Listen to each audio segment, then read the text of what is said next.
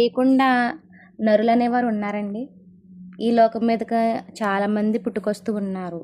పాపము చేయక ఉండు నరుడు ఎవ్వరు కూడా లేరండి. అయితే పాపము అంటే ఏంటి? పాపం అంటే వ్యభిచారం చేయడం అనేది పాపం కాదండి. ఏంటి? పాపం అంటే దేవుని ఆజ్ఞలను, నియమాలను అతిక్రమించడం అండి. ఏంటి? దేవుడిచ్చిన ఆజ్ఞలను కానీ, దేవుని యొక్క నియమాలను కానీ అతిక్రమించడము. దేవునికి విరోధమైన పనులు చేయడమే పాపము. అంటే దేవునికి విరోధంగా ప్రవర్తించడమే పాపము. ఒక వ్యక్తి నీతిమంతుడిగా ఉండాలి అంటే పాపం చేయకుండా ఉండాలండి. అంటే ప్రతి ఒక్కరు కూడా ఏదో ఒక చిన్న విషయంలో పాపము చేస్తూనే ఉన్నారు. అంటే ఈ పాపం అనేది దేవుని నియమాలను ఉల్లంఘించడం అనేది కూడా అర్థమొస్తుందండి.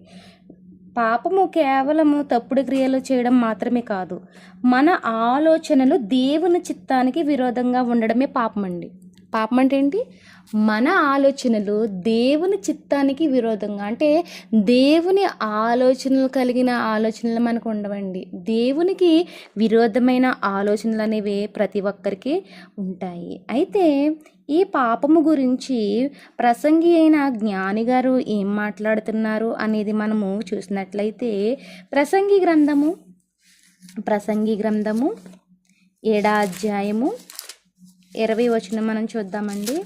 ప్రసంగి గ్రంథము 7వ అధ్యాయము 20వ వచనం మనం చూద్దామండి.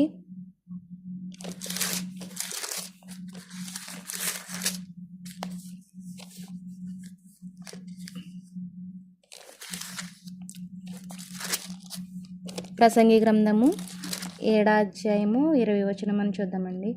పాపము చేయక మేలు చేయుచుండు నీతిమంతుడు భూమి మీద ఒక్కడైనను లేడు. ఇక్కడ దేవుని వాక్యం మనకి ఏమని సెలవిస్తుందంటే, మహాజ్ఞాని గారు రాస్తున్నారండి. ఏంటి? పాపము చేయక మేలు చేయుచుండు నీతిమంతుడు భూమి మీద ఒక్కడైనను లేడు. నీతిమంతుడు అనేవాడు పాపము చేయకుండా ఈ భూమి మీద ఎవ్వరు కూడా లేరండి. ప్రతి ఒక్కరు పుట్టుకొస్తున్న ప్రతి ఒక్కరూ పాపం అనేది చేస్తున్నారు. ఏదో ఒక చిన్న విషయంలో పాపం అనేది చేస్తున్నారు. అందుకని వాక్యం ఇక్కడ సెలవిస్తుంది ఏమనంటే, పాపము చేయక మేలు చేయుచుండు. ఏంటి? పాపము చేయకుండా మేలు చేసే నీతిమంతుడంట ఈ భూమి మీద లేడంట. అంటే అందరు కూడా పాపము చేస్తున్నారు అని దేవుడు మనతో మాట్లాడుతున్నాడు ఈరోజు. అయితే పాపము చేయని నరుడు ఎవ్వరు లేరు, అందరూ పాపం చేస్తున్నారని దేవుడు మాట్లాడుతున్నాడు. రాజులు 1 గ్రంథము 8వ అధ్యాయము 46వ వచనంలో అంటాడు ఏమని? పాపము చెయ్యని వాడు ఒక్కడు కూడా లేడు. అంటే అందరూ కూడా పాపము చేస్తున్నారు. అంటే దేవుడిచ్చిన నియమాలను, కట్టడలను, ఆయన ఇచ్చిన ఆజ్ఞలను మీరుతున్నారండి.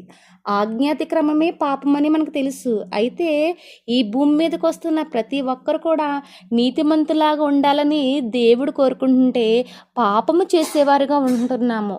ఉదయం లేచిన కాడి నుంచి మనం పడుకునే వరకు ఏదో ఒక చిన్న విషయంలో అబద్ధం ఆడుతున్నాము. అబద్ధం అంటే పాపమే కదండి. అబద్ధాలు అనేది ఆడుతున్నాం, మనం పాపం చేస్తున్నాము. అందుకని అంటే నీతిమంతుడు ఒక్కడు కూడా లేడు. మనము నీతిమంతులుగా ఉండాలంటే పాపం అనేది చేయకూడదు అని వాక్యం అనేది మనకి సెలవిస్తుందండి.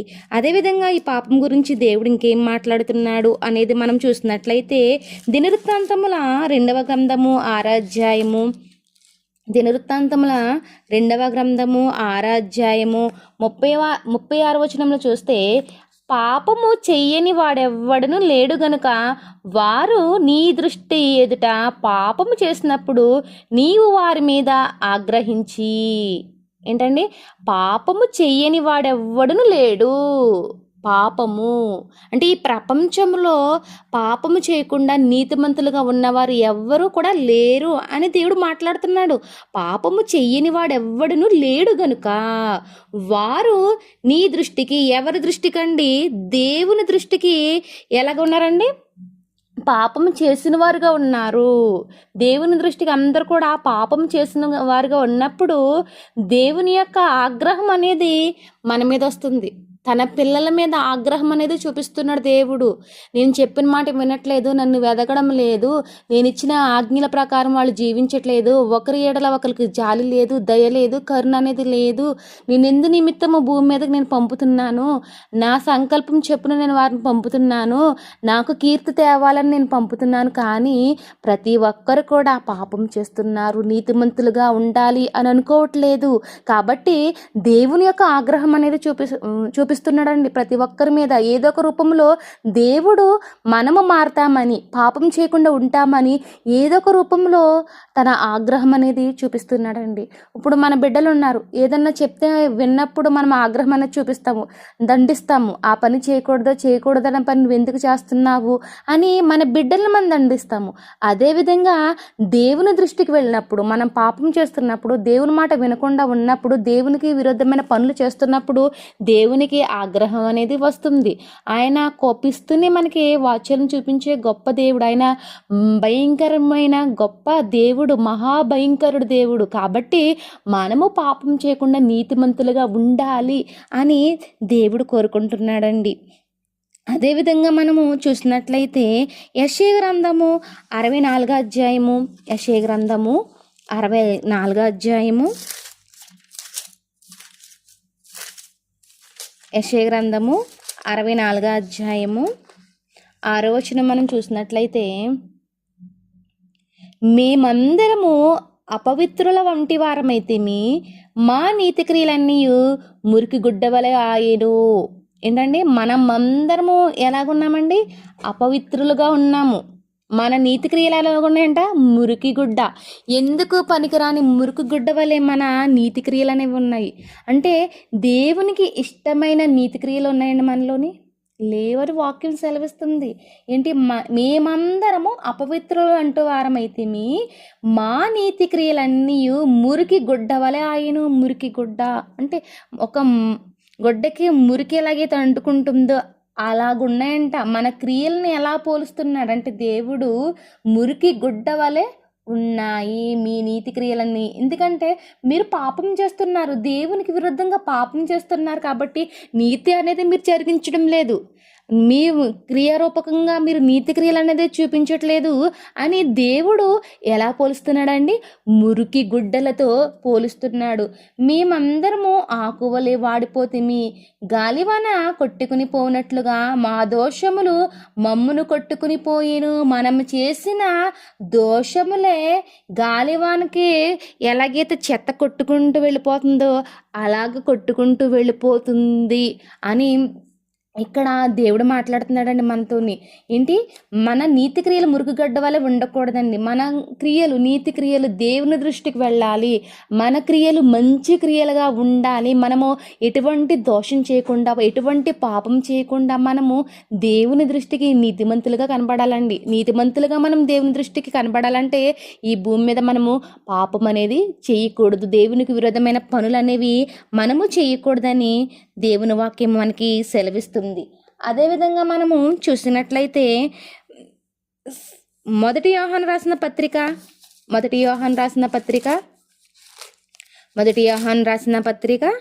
1వ అధ్యాయము 8వ వచనం మనం చూద్దామండి. మొదటి యోహాను రాసిన పత్రిక 1వ అధ్యాయము 8వ వచనం మనం చూసినట్లయితే ఇక్కడ మనము పాపము లేని వారమని ఒప్పుకొని ఎడల మనలను మనమే మోసపుచ్చుకుందుము. ఏంటి? చాలామంది ఏమంటారంటే, నేను బాప్తిసం తీసుకున్నాను, నేను చర్చికి వెళుతున్నాను, నేను ఎటువంటి పాపం చేయట్లేదు, నా నోటి ద్వారా ఎటువంటి బూతులు తిట్టడం లేదు, నేను మంచిగానే ఉన్నాను, నేను ఏ పాపము చేయట్లేదు అని చాలామంది చెప్పుకుంటారండి. వారి అంతరంగం ఎలాగుంటుందంటే కపటంతో నిండి ఉంటుంది. వారు మోసపు క్రియలు చేస్తారు. పైకి ఏంటంటే మేము భక్తి పరులము, మేము ఎటువంటి పాపం చేయట్లేదు అని చెప్పుకునే వారి గురించి ఇక్కడ దేవుడు మాట్లాడుతున్నాడు. ఏమని అంటే, మనము పాపం లేని వారమని చెప్పుకుని ఎడల వారు ఏమంటారంటే, మేమేం పాపం చేయట్లేదు, మనం అసలు పాపమే చేయట్లేదు అని చెప్పుకొని ఎడల మనలను మనమే మోసపుచ్చుకుందుము. అలా చెప్పుకునే వారందరూ కూడా నేను పాపం చేయట్లేదు, నేను దేవుని నమ్మాను, నేను పాపం చేయట్లేదంటే వారిని వారే మోసపుచ్చుకుంటున్నారంట అండి. ఏంటి, మనలకు మనమే మోసపుచ్చుకోని వారిగా ఉండకూడదు. మనము పాపం చేయట్లేదు అని మనం అనుకోకూడదు. ఎందుకంటే ఏదో ఒక రూపంలో మనము పాపం అనేది చేస్తాము. ఉదయం లేసిన కాడ నుంచి పడుకునే వరకు కూడా ఏదో ఒక విషయంలో చిన్న పొరపాటు అనేది చేస్తాము. పొరపాటన్నా పాపమన్నా ఒకటే. ఏదైనా క్రియల వల్ల పాపం అనేది మనము చేస్తున్నాము. అందుకని ఇక్కడ వాక్యం ఏమని సెలవిస్తుందంటే, మనము పాపము లేని వారమని చెప్పుకొనిన ఎడల మనలను మనమే మోసపుచ్చుకుందుము, మరియు మనలో సత్యం ఉండదు. ఏంటి, పాపం చేయట్లేదని మనం చెప్పుకుంటే మనలో సత్యం అనేది ఉండదంట. దేవుని వాక్యం సెలవిస్తుంది. పాపం చేసేవారిగా ఉండేవారిలోనంట సత్యం అనేది ఉండదంట. అంటే సత్యానికి డిఫరెంట్ అంటే అసత్యం ఉంటుంది. పాపం చేసేవారి దగ్గర అసత్యమైన క్రియలనేవి ఉంటాయి. సత్యం అనేది వారు మాట్లాడరు. సత్యాన్ని అసత్యం కింద మార్చేవారు కూడా ఉంటారు. మనము పాపము చేయట్లేదని మనము అనకూడదంట. ఇక్కడ వాక్యము సెలవిస్తుంది, పాపం లేని వారమని మనము చెప్పుకోకూడదని. మన పాపములను మనము ఒప్పుకొనిన ఎడల, ఒప్పుకోవాలండి. మనం ఏ పాపము చేసినా కానీ మనము మనుషుల ఎదుట ఒప్పుకోకపోయినా కానీ దేవుని ఎదుట మనము ఒప్పుకోవాలి. మనము దేవుని దగ్గర ఒప్పుకోవాలి. మనం చేసిన పాపములను ఒప్పుకోవాలి అని దేవుడు మాట్లాడుతున్నాడు. ఏమని? మన పాపములను మనము ఒప్పుకొని నీడల ఆయన నమ్మదగిన వాడు. ఎప్పుడైతే మనము దేవుని ఎదుట మన పాపాలను ఒప్పుకుంటామో అప్పుడు దేవుడు నమ్మదగిన వాడండి. మన దేవుడు అందుకని అంటాడు కీర్తనకారుడు, మనుషుల నమ్ముట కంటే యెహోవాను ఆశ్రయించుట మేలు, రాజులు నమ్ముకుంట కంటే యెహోవాను ఆశ్రయించుట మేలు. అంటే మన దేవుడు నమ్మదగినవాడు కాబట్టి మనము ఆయన దగ్గర ఒప్పుకోవాలండి. మనం చేసిన అపరాధములు, పాపములు, దోషములు, మనకు తెలియకపోవడం చేసిన పనులను కూడా మనము దేవుని దగ్గర ఒప్పుకోవాలని దేవుడు ఈరోజు మనతో మాట్లాడుతున్నాడండి. ఇక్కడ ఆయన నమ్మదగిన వాడును నీతిమంతుడు గనుక ఆయన మన పాపములను క్షమించి సమస్త దుర్నీతి నుండి మనలను పవిత్రులుగా చేయును. ఏంటి, నీతిమంతుడు. ఆయన నీతిమంతుడై ఉన్నాడు కాబట్టి మనము కూడా నీతి కలిగి జీవించాలని దేవుడు కోరుకుంటున్నాడండి. మనము